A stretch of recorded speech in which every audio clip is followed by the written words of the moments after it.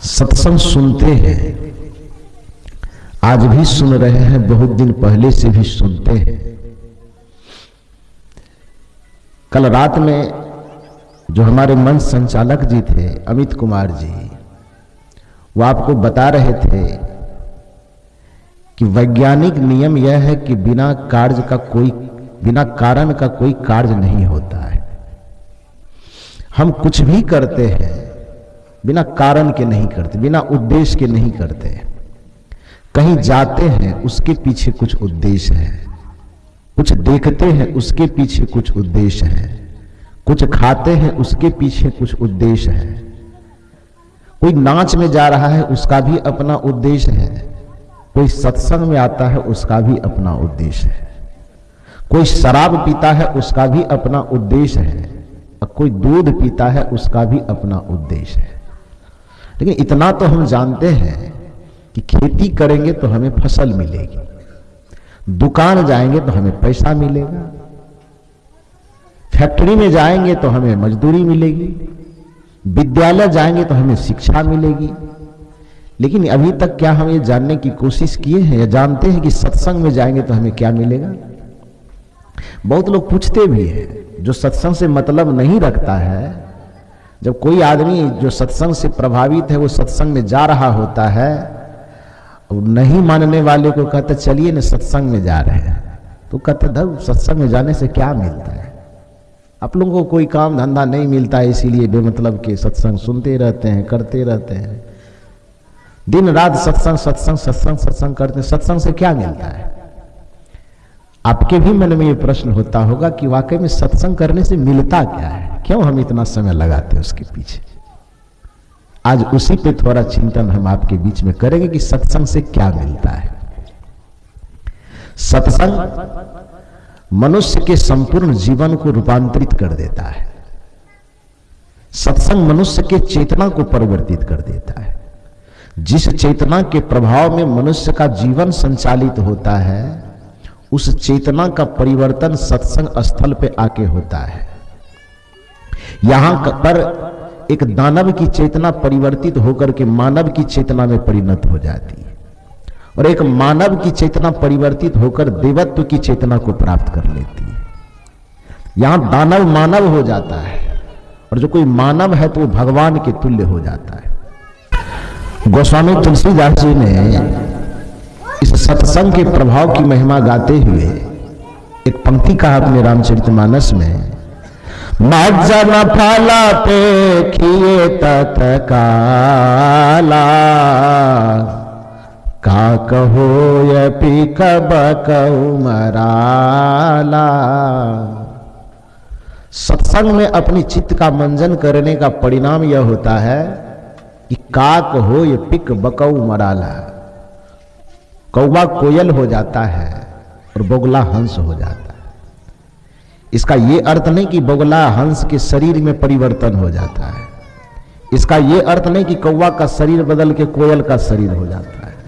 शरीर तो जिसका जो है वही रहेगा, स्वभाव में परिवर्तन हो जाता है। कौवे का स्वभाव है कर्कश वाणी, कौवे की पहचान है कर्कश बोलना।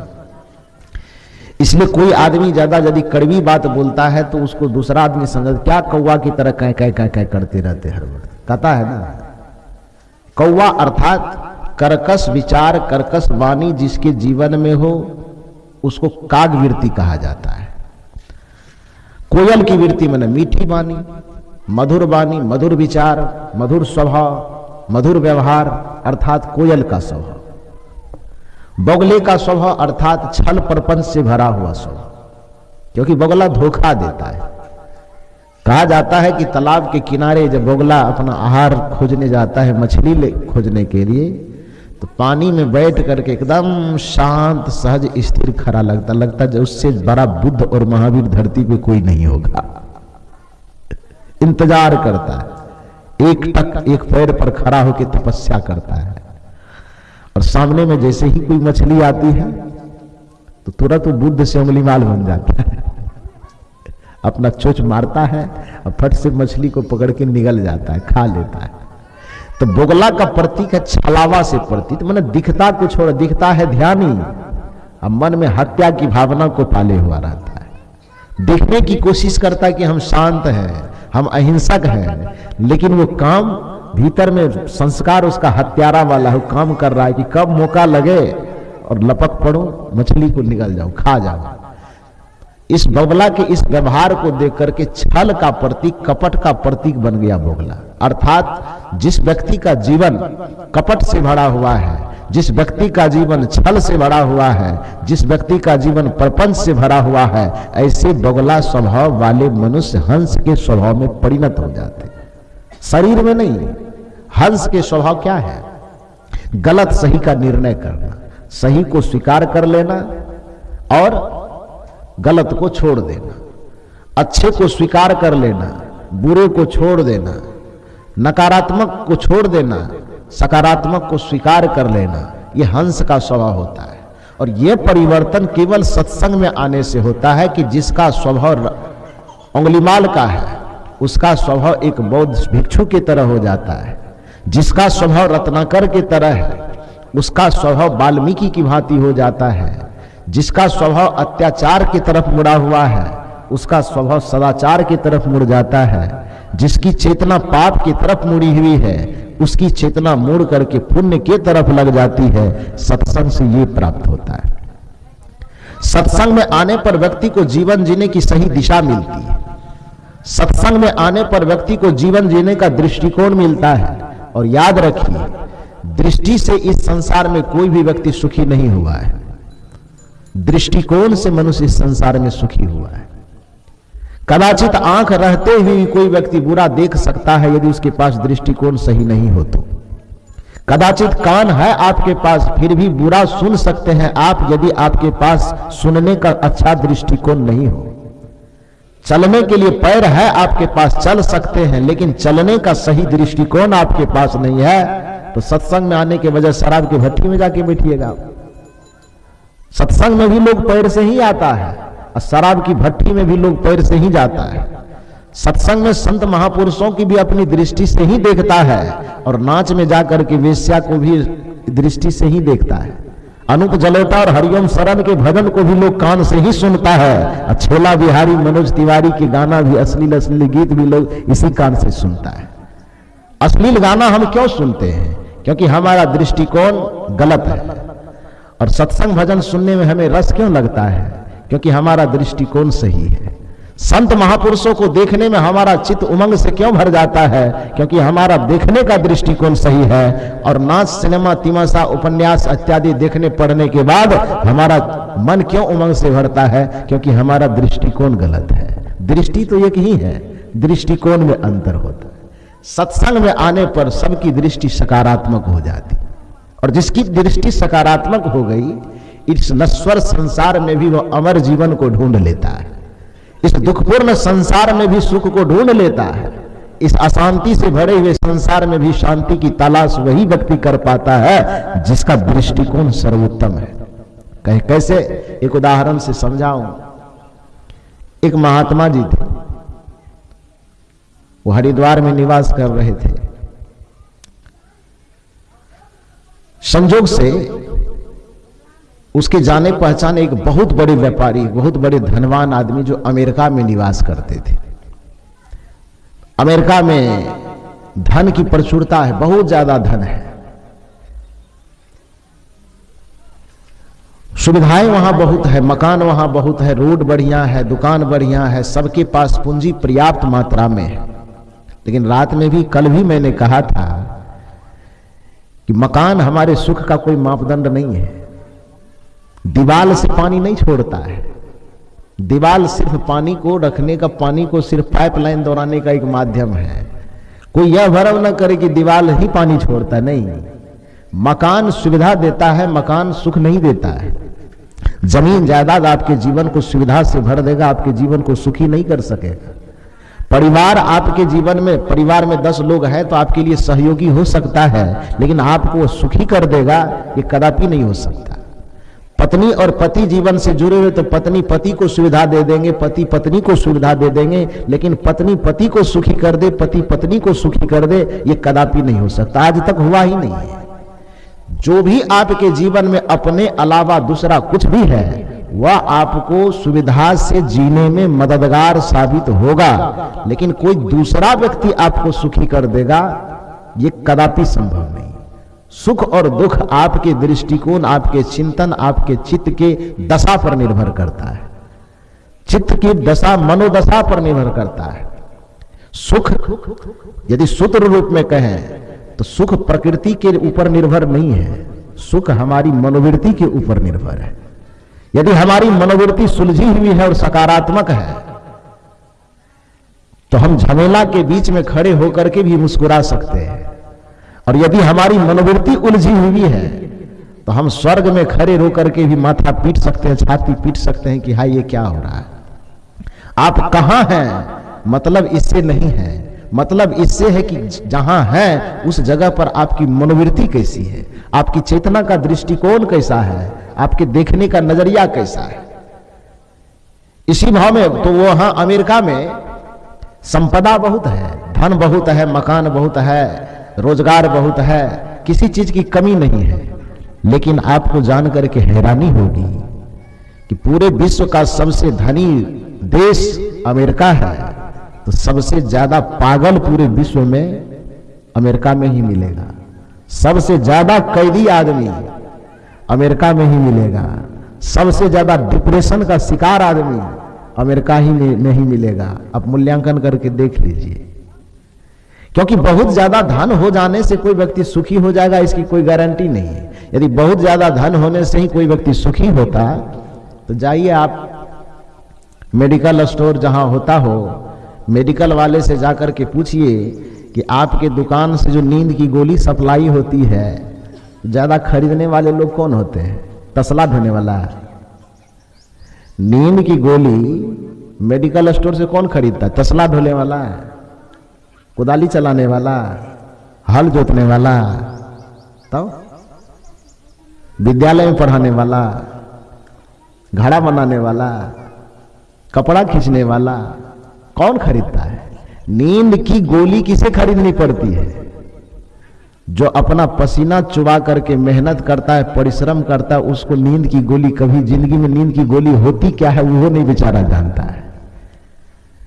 लेकिन जहां पर बड़े बड़े संभ्रांत कहलाने वाले लोग हैं, ऊंची ऊंची बिल्डिंग में रहने वाले लोग हैं, दिन रात एसी कमरे में रहने वाले लोग हैं, वो इतने ज्यादा बदनसीब है कि 50 लाख के पलंग पर भी लेट जाता है। बेचारे की करवट बदलते बदलते रात गुजर जाती है, लेकिन एक सेकेंड के लिए भी स्वाभाविक नींद नहीं आती है। परिणाम में उसको नींद की दवा खा करके तब सोना पड़ता है।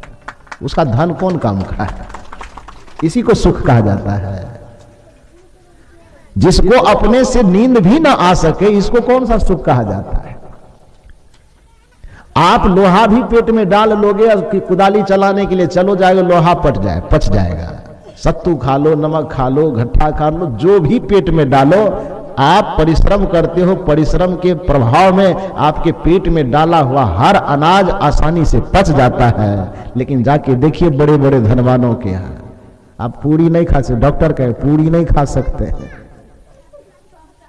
कचड़ी नहीं खा सकते हैं, ज्यादा झालदार मत खाइए, रोटी खाइए वो भी सूखी, चोकर की रोटी, करेला की भुजिया बिना नमक मिले खा सकते हैं तो बड़ी बढ़िया बात है। और उसको भी पेट में डालता तो अपने से पचता नहीं है, तो उसको पचाने के लिए भी अलग से टेबलेट खाया जाता है। इसी को सुख कहा जाता है। इसको सुख कहा जाता है, इसको सुख नहीं कहा जा सकता है। अपने घर के खाए हुए रोटी को भी आपका पेट न पचा सके, आपका धन किस काम का है? आपके लाखों करोड़ों के बिल्डिंग में रहने के बावजूद, लाखों के बिस्तर रहने के बावजूद भी सोते हैं, स्वाभाविक रूप से नींद नहीं आती। पैसा क्या काम देता है? पैसा बहुत ज्यादा है, खाने का समय आपके पास नहीं है, आपका सुख किस काम का? कौन चीज का धन है? तो धन जीवन में सुविधा दे। सीमा से बाहर धन भी व्यक्ति को दुख देता है, सीमा से बाहर प्रतिष्ठा भी व्यक्ति को दुख देता है, सीमा से बाहर कुछ भी हो जाए तो व्यक्ति के जीवन को अशांत कर देता है, बोझिल कर देता है। तो ये कदापि मत समझिए कि बहुत ज्यादा धन माने बहुत ज्यादा सुख। बहुत ज्यादा प्रतिष्ठा मतलब बहुत ज्यादा सुख नहीं जी। प्रतिष्ठा भी एक प्रकार की जंजीर है, हम लोगों से पूछिए बता देंगे। आप कुदाल चला करके जितना परेशान नहीं होते हैं, हम प्रवचन करके उससे ज्यादा परेशान माने मानसिक परेशानी नहीं, थकावट। कल मैं आया था तो रात में मैं बोलने के लायक नहीं था, इतना सुबह शाम दोपहर लोग सुनने की कोशिश करते हैं। हम कहते हैं 1 घंटा बोलेंगे, लोग कहता नहीं नहीं बिना 2 घंटा से काम नहीं चलेगा। यो झंझट जहां जाते हैं लोग छोड़ना ही नहीं चाहता है। तो कभी कभी तो ये लगता है कि हम लोगों का बढ़िया बोलना भी बेकार है, नहीं है बोलते ठीक रहता। पहले कम लोगों में प्रतिष्ठित थे, कम लोगों के बीच में जाते थे, थोड़ी शांति ज्यादा मिलती थी। अब जितने ज्यादा लोग पहचानने लगे हैं तो ये पहचान ही एक जंजाल बनते जा रहा है। नहीं जाएगा तो बड़का बाबा हो गया, बड़ा घमंडी हो गए। पहले छोटा था तो हम लोग को पूछता था, अब बड़ा हो गया तो पूरा घमंड हो गया। अब काहे को घमंड होगा? घमंड तो मन नहीं होता। अब आदमी एक है और लोगों की मिलने वाले की पहचानने वाली की संख्या लाखों में हो गई है, तो क्या कीजिएगा? कितने लोगों से मिलिएगा? जहां हजारों लोग रहते हैं वहां जाइए। अब 1000 लोग से 1-1 मिनट यदि मिलने की कोशिश करे तो 1000 मिनट कहां से लाएगा आदमी बताइए? अब गए देख रहे हैं, नहीं पूछते हैं, तुरंत मुंह फुला के उधर बैठा हुआ है। समय तुरंत मौका नहीं मिला तो दूर से भी जाके 2-4 दिन के बाद भी फोन करके कहेगा वहां गए थे तो आप तो हमको देखबो नहीं किए, हो लीजिए अब उसका समाधान कीजिए।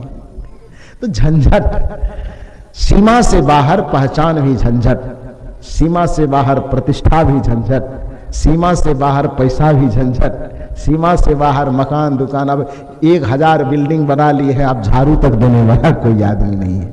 कई घरों में ऐसे जाने का मौका लिखता है, रहने वाले हैं 4 आदमी, अब फ्लैट बनाया है 25 रूम का, जाकर के कभी कभी ले जाता हम लोगों को कि साहब चलिए देखिएगा। दिखाने का भी लोगों को लालसा होता है, तो चलिए साहब देखिएगा, 1 ठो रूम 2 ठो रूम दिखाया तो ठीक ठाक है। अब आदमी है 2 ठो कमरा है 25 ठो, तो 20 ठो कमरा ऐसा बना हुआ है जिसमें केवल सांप छुछुंदर सोता है, उसमें कुछ नहीं रहता है। कमरे बने हैं उसमें झाड़ू तक कोई लगाने वाला नहीं है, उसमें रहने की तो बातें छोड़ दीजिए। चूहा गंदगी करके रखा है, छुछुंदर गंदगी करके रखा है। तो कहने का ये अर्थ है कि बहुत ज्यादा धन सुविधा देता है, धन को नकारा नहीं जा सकता।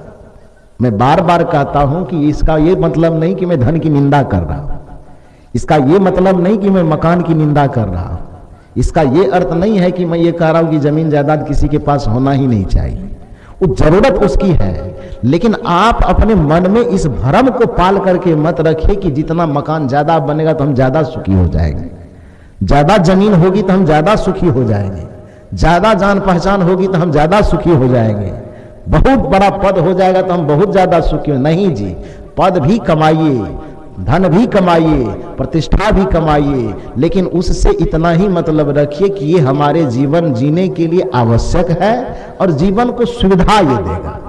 लेकिन सुख की तलाश आपको दुनिया में नहीं करनी है, सुख की तलाश अपने भीतर में करनी है। वो जीवन जीने के दृष्टिकोण से प्राप्त होता है। जहां भी है वहां मिलेगा आपको सुख, जिस भी परिस्थिति में है। केवल जीवन जीने का नजरिया अलग होना चाहिए। इसी को उर्दू के एक शायर ने कहा है कि नजर के बदलने से नजारे खुद बदल जाते हैं, नजर के बदलने से नजारे खुद बदल जाते हैं, किश्ती के मोड़ बदलने से किनारे खुद बदल जाते हैं। कोई व्यक्ति पूरब जा रहा हो, यात्रा कर रहा हो, पूरब की नाव पूरब दिशा जा रही है, अब पश्चिम मुड़ना है तो क्या करना होगा? उसके नाव में इन किश्ती में मोड़ देना होगा। सिर्फ दिशा को मोड़ दिया तो उस किनारे में जा रहा था इस किनारे में आ जाएगा। उसी तरह से आप जहां बैठे हुए हैं, आपकी चेतना यदि मुड़ गई कुसंग की तरफ तो आप नरक में चले जाएंगे, आपकी चेतना मुड़ गई सुसंग की तरफ तो आप स्वर्ग में चले जाएंगे, आपकी चेतना मुड़ गई ध्यान की तरफ, साधना की तरफ तो आप मोक्ष पद को पाएंगे। स्वर्ग नरक और मोक्ष जो मिलता है वो व्यक्ति के केवल चेतना के परिवर्तन से मिलता है, दृष्टिकोण के परिवर्तन से मिलता है। व्यक्ति तो जो है वो वही रहता है। तो मैं कह रहा था कि अमेरिका में संपदा बहुत है, धन बहुत है, लेकिन धन संपदा रहने के बावजूद भी वहां आध्यात्मिकता की इतनी ज्यादा कमी है, सत्संग का, भजन का, ध्यान का इतना अभाव है कि व्यक्ति धन संपदा में रह करके भी एकदम पागलों की तरह बिलबिलाता है। ज्यादा वहीं पर अभी कोरोना का शिकायत आया, सबसे ज्यादा आदमी कहां का मरा? पूरे विश्व में सबसे ज्यादा आदमी कहां का मरा? मालूम तो है आप लोगों को। धन बहुत ज्यादा था तो बहुत ज्यादा आदमी बच जाना चाहिए ना, नहीं बचा पाया।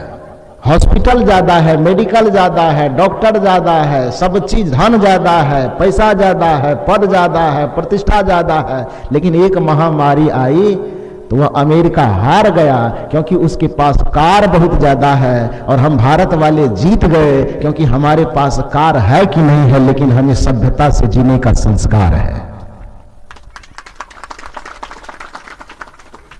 उसके पास कारों की भरमार है, हमारे पास अच्छा संस्कार है, आध्यात्मिक संस्कार है, सत्संग से भरा हुआ संस्कार है, जिसके कारण हम जीत गए, वो हार गया। तो कहने का ये अर्थ है कि वहां सारी चीज संपदा, अमेरिका का वह व्यक्ति था, संपत्ति से उसका जीवन भरपूर था, सुविधा से जीवन भरपूर था, लेकिन भीतर शांति के लिए बिलबिला रहा था, बड़ा परेशान, बहुत अशांत। तो सुन रखा था किसी से कि भारत ज्ञान प्रधान देश है, भारत धर्म प्रधान देश है, जहां धर्म है, जहां ज्ञान है, जहां ध्यान है, जहां वहीं पर शांति है। तो यह सुन करके वह बेचारा शांति की तलाश में अमेरिका से भारत की तरफ आया। जब भारत आया तो भारत आने के बाद इधर काशी, बनारस, फलना चिलना घूमते घूमते घूमते वो हरिद्वार पहुंच गया। हरिद्वार का नाम हरिद्वार है, और वाकई में वहां जाएंगे आप तो देखने के बाद लगेगा कि हाँ सही में यह हरिद्वार है, क्योंकि वहां पर महात्माओं की फैक्ट्री है। जैसे सोना का फैक्ट्री, कोयला का फैक्ट्री, खदान होता है ना, उसी तरह से हरिद्वार जो है वो साधु महात्माओं का फैक्ट्री है। जगह जगह डेग डेग पे आपको मंदिर, आश्रम, ये साधु महात्मा सब मिल जाएंगे, सब पंथ के, सब मत के, नंगा रहने वाला तो कपड़ा पहनने वाला, दाढ़ी कटाने वाला तो दाढ़ी बढ़ाने वाला, टीका वाला भी, बिना टीका वाला भी, गांजा पीने वाला भी, पानिये में खड़ा रहने वाला, आग में ही बीच में रहने वाला, जितना प्रकार चाहिए आपको उस सारा प्रकार हरिद्वार में मिल जाएगा। अभी कुंभ लगा है, अभी तो और ज्यादा मिल जाएगा। तो अमेरिका का वह आदमी जो आया बहुत धनवान आदमी था, उस संजोग से सब तरफ घूमते घूमते हरिद्वार पहुंच गया। हरिद्वार पहुंचा तो वही देखा, कोई पानी में खड़ा होकर मस्त है, कोई आग के बीच में बैठ के मस्त है, कोई हाथ खड़ा किए किए मस्त है, कोई बैठे बैठे मस्त है, कोई कांटे पर लेटे लेटे मस्त है। तो देख के उस बेचारे को बड़ा अजीब लगा कि कैसा कैसा आदमी है, कांटों पर लेटा है फिर भी मुस्कुरा रहा है, पानी में खड़ा है फिर भी मुस्कुरा रहा है। तो किसी जगह टिका तो नहीं।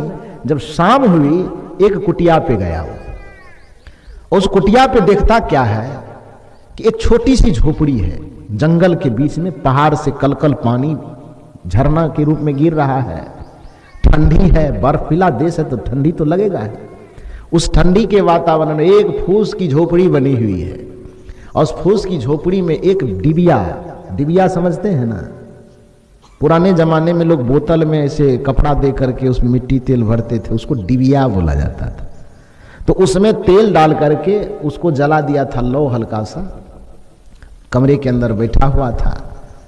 शाम का वक्त था, महात्मा चुपचाप एकदम, शरीर पे कपड़ा भी नहीं, एक कोपिन पहना हुआ है, ठंडी है फिर भी चुपचाप शांत होकर के बैठा हुआ है। शाम के वक्त में धीरे धीरे जो डिबिया की लालिमा जो और चेहरे पे पड़ रही थी, एक तो साधना की आभा थी ही, और दूसरा उस शाम के वक्त में जो लालिमा पड़ रही थी रोशनी की, चेहरा और खिल रहा था। उसके खिले हुए चेहरे को देख करके रात्रि विश्राम करने के ख्याल से अमेरिका का वो आदमी सब जगह से घूमते घूमते कुटिया के पास गया। तो देखा कि महात्मा शांत मुद्रा में बैठा है, ध्यान मगन है, चेहरे पे मुस्कुराहट है, मस्तिष्क से शांति की आभा फूट रही है, सहज सरल और शांत होकर बैठा है। अमेरिका के उस धनवान आदमी को भीतर से बड़ा जलन हुआ। ये कौन आदमी है? हम भी एक आदमी, ये भी आदमी है। सैकड़ों नौकर चाकर हमको पंखा हिलाने में रहता है। एक ठो जूता पहनाने वाला है तो दूसरा मोजा पहनाने वाला है, एक ठो हाथ में रुमाल देने वाला है तो दूसरा हाथ पोंछने वाला है।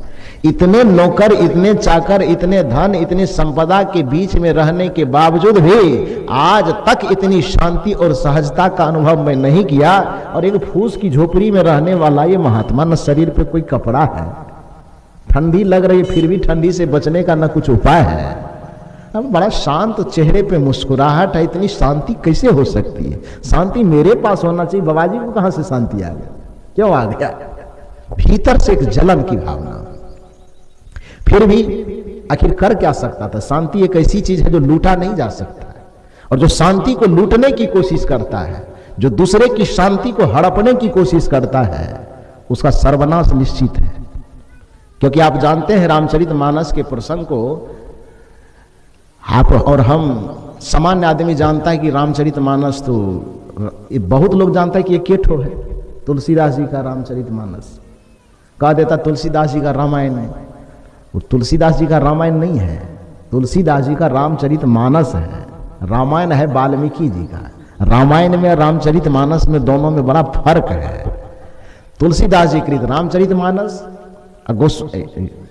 वाल्मीकि जी के द्वारा रामायण, तो बहुत लोग एक केठो जानता है, जो थोड़ा बहुत पढ़ा लिखा है वो दो जानता है।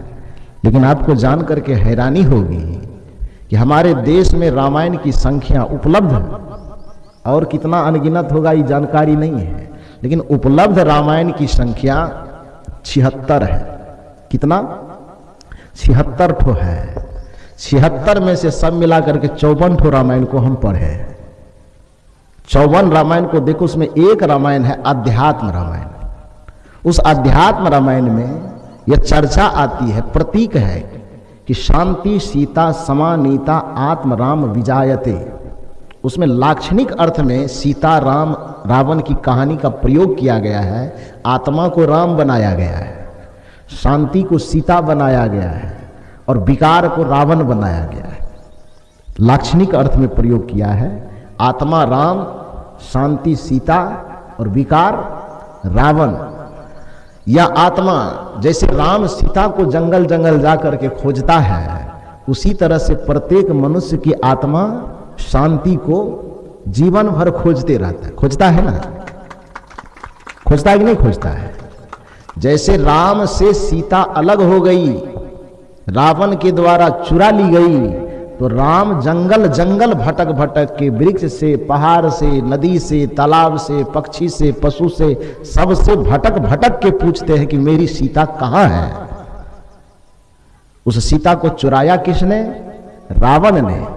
उसी तरह से प्रत्येक मनुष्य की आत्मा राम है, और इस आत्मा राम से शांति रूपी सीता खो गई है, और उस शांति रूपी सीता की तलाश में यह मनुष्य, आत्मा राम से शांति रूपी सीता खो गई है, और उस शांति रूपी सीता की तलाश में यह मनुष्य रूपी आत्मा कभी मंदिर में जाके खोजता है कि हमारी शांति कहाँ है, कभी मस्जिद में जाके खोजता है कि हमारी शांति कहाँ है, कभी सत्संग में आके खोजता है कि हमारी शांति कहाँ है, कभी यज्ञ करके खोजता है कि हमारी शांति कहाँ है, कभी पूजा करके, कभी पाठ करके, कभी अंगूठी पहन के, कभी चकती पहन के, कभी इस साधु के पास, कभी उस साधु के पास, मैंने दुनिया भर, जीवन भर दर दर भटकते रहता है, केवल और केवल शांति की तलाश में, उस सुख की तलाश में। तो आत्मा को राम कहा गया, शांति को सीता कहा गया। उस शांति रूपी सीता को प्राप्त करने के दो तरीके, ध्यान से सुनिए, प्रसंग बहुत बढ़िया आपके बीच जा रहा है। शांति सीता है, तो शांति को, उस सीता को प्राप्त किया गया रामचरितमानस में दो तरीका से। एक तरीका है राम के द्वारा जो तरीका अपनाया गया, और दूसरा तरीका है रावण के द्वारा जो अपनाया गया। सीता को दोनों प्राप्त किया, राम ने भी प्राप्त किया और रावण ने भी प्राप्त किया ना। लेकिन दोनों के तरीका में अंतर है। राम अपना पुरुषार्थ दिखा करके, अपनी योग्यता साबित करके, अपना सामर्थ्य दिखा करके सीता को प्राप्त किया। अपने परिश्रम से, अपने क्षमता से, अपने योग्यता से, अपने सामर्थ्य से, अपने पुरुषार्थ से सीता को प्राप्त किया तो वह सीता राम के लिए सुखदायिनी हुई, राम के लिए सुयश का कारण बनी। लेकिन रावण ने चुरा करके, अपहरण करके, छीन करके जब सीता को प्राप्त किया तो वही सीता रावण के लिए विनाश का कारण बन गई। ठीक उसी प्रकार से यदि हम अपने पुरुषार्थ से, अपने ज्ञान से, अपने ध्यान से, अपनी साधना से, अपने परिश्रम से, अपने पुरुषार्थ से सुख और शांति को अर्जित करते हैं तो वह सुख और शांति हमारे लिए सुयश से भरी हुई होती है। लेकिन जब दूसरे के सुख और शांति को हम चुराने का प्रयास करते हैं तो वही सुख और शांति, वही सुविधा हमारे लिए विनाश का कारण बन जाती है। कहानी का यह संकेत है कि रावण ने सीता को चुरा के लाया, इसलिए सीता उसके विनाश का कारण बनी। राम लोगों के बीच से, समाज के बीच से अपना पुरुषार्थ दिखा के धनुष तोड़ करके सीता का वरण किया था, इसलिए सीता राम के लिए सुयश का कारण बनी। रावण चुरा करके लाया था, इसलिए उसके अपयश का कारण बनी। राम अपने पुरुषार्थ से सीता को वरण करके लाया, इसलिए सीता उसके लिए श्रृंगार का कारण बनी, शोभा का कारण बनी। लेकिन रावण उसको किसी के चुरा करके, किसी का हक मार करके लाया, इसलिए सीता उसके सर्वनाश का कारण बन गई। सीता एक ही है। ठीक उसी प्रकार से सुख और शांति एक ही है। यदि वह सुख और शांति हमें अपने परिश्रम से मिला है तो निश्चित ही वो हमारे लिए सौभाग्य का विषय है। यदि सुख और शांति हमें अपनी योग्यता से मिली है तो निश्चित ही कि वह हमारे सौभाग्य का विषय है। यदि आनंद हमें अपने परिश्रम और पुरुषार्थ से मिला है, योग्यता और क्षमता के कारण मिला है, तो निश्चित ही वह सुख और शांति हमारे लिए यश का कारण है। लेकिन किसी के सुख शांति को हड़प करके यदि हम सुखी होना चाहते हैं तो हमारा विनाश इस धरती पर रखाया है। हमें विनाश होने से कोई नहीं बचा सकता। यह इस कथा का संकेत है। सीता को दो तरीके से प्राप्त किया जा सकता है, एक राम के तरीके से, एक रावण के तरीके से। उसी तरह से सुख और शांति को भी दो तरीके से प्राप्त किया जा सकता है, एक परिश्रम करके, दूसरा चुरा करके, छीन करके, हड़प करके, दमन करके, दबंगिरी दिखा करके। तो जो दबंगिरी दिखा के दूसरे के सुख को छीनने की चेष्टा करता है, आज हो कल हो, उसके विनाश को भगवान भी नहीं बचा सकता। तो बेचारा जो अमेरिका का आदमी था, वो जलनशील संसार का स्वभाव है, देख करके जलने लगा कि ये सुखी कैसे है, इसके सुख को हम ले लेंगे। लेकिन दूसरे के सुख को छीना कैसे जा सकता है। महात्मा ध्यान में चुपचाप बैठा हुआ है, उस बेचारे से रहा नहीं गया। वो कोशिश किया कि इसके तरह हमको भी हो जाए, लेकिन होगा कैसे। वो तो साधना एक ऐसी चीज है जो स्वयं के द्वारा की जाती है और उस शांति को स्वयं के द्वारा अर्जित की जाती है। तो बेचारा जो अमेरिका को आदमी था वो छटपटा के रह गया, क्या करे। इंतजार करने लगा कि अच्छा महात्मा जी यदि आंख खोले तो कम से कम उपाय पूछ करके कि आपको इतनी शांति, इतनी सहजता कैसे मिली। मिलना तो हमको चाहिए, क्योंकि फैक्ट्री के मालिक हम हैं, नौकर चाकर मेरे पास है। खाने पीने, ओढ़ने पहनने, गाड़ी चलते हैं तो एक गाड़ी के से जाना है 50 गाड़ी लाइन में खड़ी रहती। वो ड्राइवर कहता है इसमें बैठिए, वो कहता है इसमें बैठिए। इतनी सुविधाओं से भरी हुई जिंदगी होने के बावजूद भी हम परेशान हैं। और आप एक लंगोटी पहन करके, न गर्मी का वाला कपड़ा है, न सोने के लिए बिछावन है, न खाने के लिए थाली है, न रोशनी के लिए कोई लाइट है, फिर भी मुस्कुरा रहे हैं। ऐसा क्यों? तो इस तरह से इस जीवन में रह के आप कैसे मुस्कुरा रहे हैं, कैसे शांत हैं, कैसे सुखी है, ये भेद पूछेंगे। अमेरिका का वो आदमी सोचा। थोड़ी देर के बाद जब महात्मा की आंखें खुलती है, अमेरिका का वह व्यक्ति पूछता है, वो व्यापारी था, वो बड़ा बिजनेसमैन, वो पूछता है कि प्रभु एक बात बताइए, आप साधारण आदमी हैं कि आप भी कोई मेरे तरह बिजनेसमैन हैं? कहीं ऐसा तो नहीं है कि बड़ा धनवान, करोड़पति, अरबपति है और जीएसटी टैक्स के डर से ही कोपिन पहन करके बैठ गए हैं कि हमको सरकार के पास टैक्स ना भरना पड़े तो कोपिन पहन के बैठ जाते हैं। तो है तो यहाँ, लेकिन ख्याल दौलत का आ रहा हो इसीलिए मुस्कुरा रहे हैं। कैसा है क्या? जाकी रही भावना जैसे, प्रभु मूरत देखी तिन तैसी। वो बेचारे को ज्ञानहीन वो इतने समझ रहा था कि जैसा पूरे दुनिया के लोग समझते हैं कि बस धन दौलत और सुविधा में ही सुख है, तो हमारे पास सुख नहीं है, इसके पास है। तो हो सकता है ये कोई फैक्ट्री वाला होगा, ये भी कोई बड़ा बिजनेसमैन होगा, तो अपना बिजनेस उधर साइड से चला रहा होगा, यहाँ बैठ करके एकदम मगन है। आज 1 करोड़ का फायदा हुआ होगा, आज 5 करोड़ का फायदा, इसीलिए मगन है। अमेरिका वाला आदमी ऐसा ही सोचा है। महात्मा ने कहा देखो बेटा, तुम ऐसा सोच रहे, गलती नहीं है। नीति का नियम है कि जाकी रही भावना, जैसी प्रभु मूरत देखी तीन तैसी। तुम अपने नजरिए से हमको देख रहे हो, इसलिए हमें जो देखना चाहिए वो तुम नहीं देख रहे हो। तुम्हें वही दिखाई दे जा रहा है जो तुम देखना चाहते हो। बिजनेसमैन हम लगते, लेकिन हमारे पास कोई बिजनेस व्यापार कोई धंधा नहीं है। उस व्यापारी ने कहा, तब इतने प्रसन्न कैसे हैं आप, इतने सुखी कैसे हैं, वो सूत्र बताइए मुझे। देखिए, जो प्रश्न में शुरू किया था कि सत्संग में आने से हमें क्या मिलता है, उस प्रश्न का उत्तर अब मैं आपको दे रहा हूं। उस महात्मा ने कहा कि देखो, तुम कहां से आए हो? कहा अमेरिका से। तुमने अभी गिनाया कि मेरे पास सैकड़ों फैक्ट्री है, तुमने अभी गिनाया कि मेरे पास हजारों मोटर गाड़ी है, तुमने अभी गिनाया कि हमारे पास हजारों नौकर चाकर हैं, तुमने अभी गिनाया कि मेरे पास सुंदर पत्नी है, मेरे पास ऐसे बच्चे हैं, मेरे पास इतनी जायदाद है। तो साथ में तो कुछ दिखाई दे नहीं रहा है। साथ में कहां दिखाई दे रहा है? व्यापारी ने कहा कि साथ में कैसे दिखाई देगा महात्मा जी, वो तो अमेरिका में है, यहां तो मैं भ्रमण करने के लिए आया हूं, घूमने फिरने के लिए आया हूं। तो काहे को पत्नी, काहे को बच्चा, काहे को जमीन, काहे को जायदाद, कुछ नहीं साथ में लाया। यहां तो सिर्फ घूमने के लिए आया हूं। मेरी संपदा इस भारत में केवल इतना है, देखिए पीठ पे एक थैला लटका हुआ है, बेरोजगार नवजुवक की तरह पीठ पे एक थैला है, हाथ में एक बोतल पानी है, पहाड़ पे चढ़ने के लिए एक छड़ी है।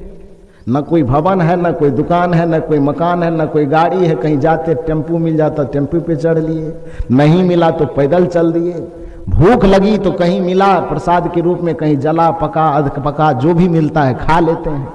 प्यास लगती है, पानी कहीं बोतल वाला मिला तो भी ठीक, और नहीं मिला तो गंगा की कलकल धारा जो बहती, कहीं झुक करके चुल्लू से पानी पी लेते हैं, मस्त है। महात्मा ने कहा कि बहुत अच्छा, जीवन कैसा लग रहा है, सुखी लग रहा है कि दुखी लग रहा है? उसने कहा, जब भ्रमण के लिए निकले हैं, 1 महीना के लिए अमेरिका से यहां आए हैं, तो घूमने में किसको मन नहीं लगता है? पलंग पे सोए हैं कि पत्थर पे सोए हैं, फर्क नहीं पड़ता है, घूमने के लिए निकले हैं ना। बिसलरी पानी पीते हैं कि झरना से बहते हुए पानी को चुल्लू लगा के पीते हैं, फर्क नहीं पड़ता, क्योंकि भ्रमण में निकले हैं। बिसलरी पानी तो वहां घर जाएंगे तब न खोजेंगे। वहां जरा सा जला हुआ भात मिल जाएगा, जली हुई सब्जी मिल जाएगी तो डंडा से पीट देंगे बनाने वाले को, बनाने वाली को। और यहां चाहे जला हुआ मिले कि अधपका मिले, कुछ मिले, भ्रमण में है, खा लेते हैं, जो मिलता है खा लेते हैं, लेकिन मगन है। महात्मा जी ने कहा, बेटा तुम ऐसा क्यों सोच रहे हो? कहा, इसलिए सोच रहे हैं क्योंकि सुविधा से जीने की आदत अपने घर में है। इस भारत में मैं 1 महीना के लिए यात्रा पर आया हूं, तो यात्रा में चाहे सोने की बढ़िया सुविधा मिले कि ना मिले, खाने की बढ़िया सुविधा मिले कि ना मिले, पीने की बढ़िया सुविधा मिले कि नहीं मिले, यात्रा की बढ़िया सुविधा मिले कि नहीं मिले, लेकिन मन यह मानता है कि यात्रा पे निकला हूं तो यात्रा को पूरे मस्ती से जीना चाहिए। इसीलिए चाहे परिस्थिति जैसी भी हो, मगन रहते हैं, खुश रहते हैं, झूमते नाचते रहते हैं। महात्मा ने कहा, बेटा यही तो सबसे बड़ी बात है।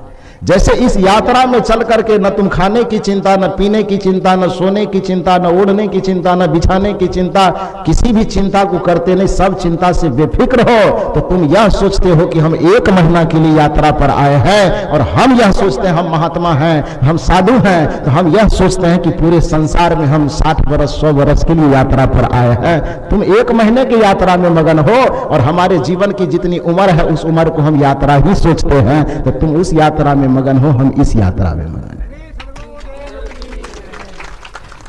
तुम 1 महीने की यात्रा में मगन हो, हम 60 वर्ष की यात्रा में मगन हैं। तुम अमेरिका से इंडिया की यात्रा में मगन हो, और हम जीवन की यात्रा में मगन हैं। अंतर सिर्फ इतना है कि तुम केवल इंडिया के लिए यात्री बने हुए हो। तुम्हारी धारणा यह है कि हम अमेरिका के वासी हैं और इंडिया के यात्री हैं, तो वहां सुविधा खोजते हो, और यहां पर सुविधा मिले न मिले मगन हो। लेकिन हम यह सोचते हैं कि पूरा संसार के लिए ही हम यात्री हैं। यहां यह तो हमारा देश है ही नहीं, यहां तो हम कुछ दिन के लिए आए। आया था बस सैर करने, हे मुसाफिर तू यहां। महात्मा का कथन गलत है क्या? हम आखिर इस संसार के लिए कि यात्री ही तो है।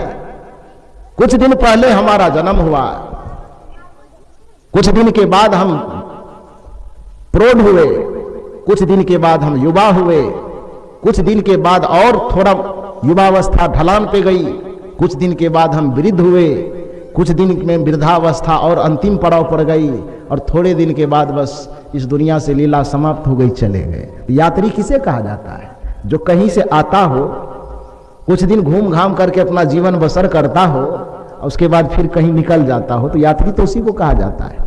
महात्मा ने कहा कि हे अमेरिका वासी, तुम यह सोचते हो कि हम 1 महीना के खातिर अमेरिका से इंडिया की यात्रा पर आए हैं, और हम सोचते हैं कि अपने लोक से एक जन्म को गुजारने के लिए संसार में यात्रा पर आए हैं। तो तुम उस यात्रा में मगन हो, हम इस यात्रा में मगन हैं। आया था बस सैर करने, हे मुसाफिर तू यहां। विचार करके देखिए तो पता चलेगा। हर एक आदमी इस संसार में केवल भ्रमण करने के लिए आए हैं। हर एक मनुष्य केवल इस संसार में यात्रा करने के लिए आए हैं। आया था बस सैर करने, हे मुसाफिर तू यहां, था सैर करके लौट जाना, शीघ्र तुमको फिर वहां। अपना घर लौटना था, लेकिन मिस्टेक क्या किया हम लोग? आया था बस सैर करने, हे मुसाफिर तू यहां, था सैर करके लौट जाना, शीघ्र तुमको फिर वहां। सैर करना भूल कर निज घर बना कर टिक गया, कर याद अपने देश की, परदेश में क्यों रुक गया। इस परदेश को ही अपना घर मान लिए। आए थे कुछ दिन के लिए भ्रमण करने के लिए, इसी को अपना बपोती संपत्ति समझ लिए। और जिसने जिसने इस संसार को अपना बपोती घर समझा है, ये मेरे बाप का घर है, आया काल समय पाकर के छाती पे ऐसा लात मारा, ये सब बाप ताप सब यही छूट के चला गया। किसी का कुछ नहीं रहता। ये गलत कह रहा हूं मैं क्या? जीवन भर जिस संसार को, जिस संबंध को हम कस करके पकड़ के रखना चाहते हैं, मौत का जरा सा तमाचा लगता है ना, गाल मुंह इधर चितर जाता है। पत्नी अलग छूट जाती है, पति अलग छूट जाता है, बेटे अलग छूट जाते हैं, घर अलग छूट जाता है, दुनियादारी अलग, यहां तक कि अपना माना हुआ शरीर भी यही मुर्दा की तरफ पड़ा रह जाता है। और हम अकेले यहां से, उड़ जा हंस अकेला रे साधु भाई, उड़ जा हंस अकेला। ये हंस अकेला उड़ जाता है। इस जीवन को बचाने की, मनुष्य अपनी संपदा के बल पर इस जीवन को बचाने की लाख कोशिश करता है, करोड़ों उपाय करता है। ई विटामिन खाओ, वो विटामिन खाओ, ई डॉक्टर लगाओ, ई वैद्य लगाओ, ये हकीम लगाओ, ये संबंध को बोला, वो मैंने जीवन को सुरक्षित रखने की मनुष्य न जाने कौन कौन तरकीब लगाता है, कौन कौन को